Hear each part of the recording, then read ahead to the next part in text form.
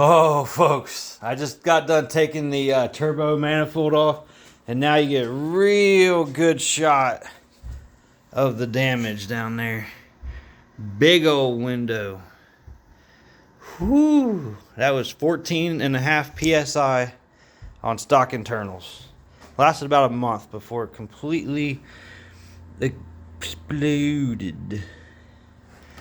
Yeah, so currently getting that all apart, getting ready to drop it out of the bottom and slide it out. We're going to use the rollers that we got over there.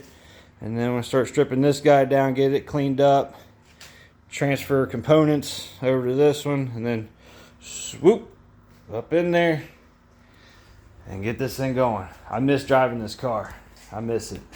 Stay tuned.